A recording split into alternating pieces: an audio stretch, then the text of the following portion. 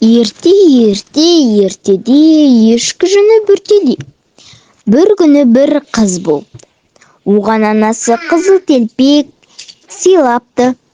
Содан бері қыз қызыл телпекті шешпейтін болды. Сосын оны ормандағы туысқандары, тағы басқа да адамдар қызыл телпек деп атапты. Бірде анасы қызыл телпекті шақырып ап, «Қызым-ау, қызым, бері келші» дейді.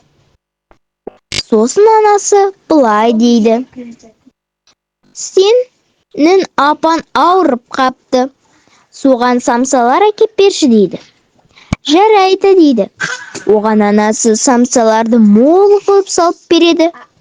Қызыл телпек жолда ән айтып жүреді.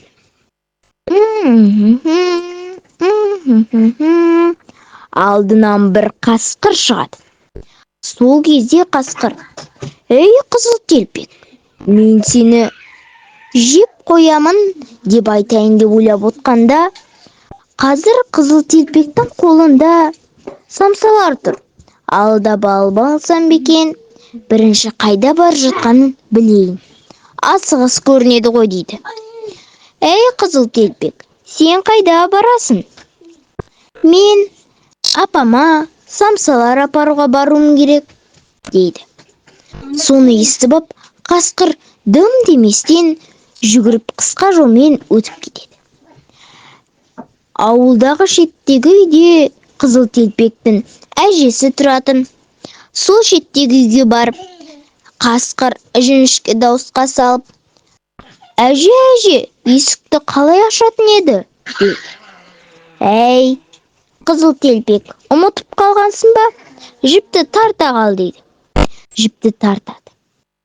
Сол кезде кемпір тек қасқырды көріп шошып кетеді. Қасқыр әжені жеп қояды.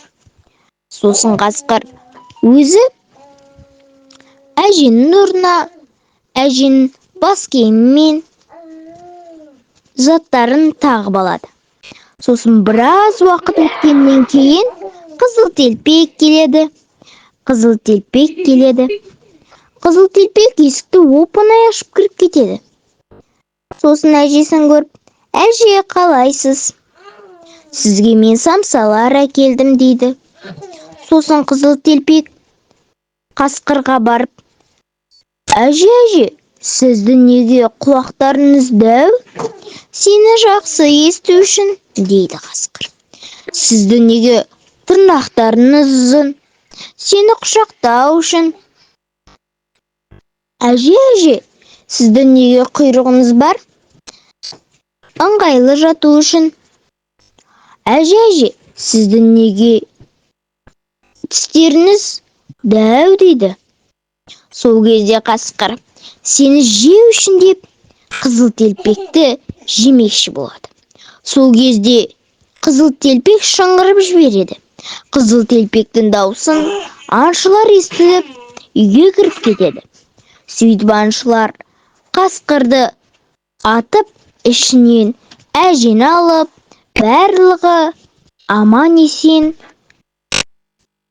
анасы берген самсаларды асықпай жейді.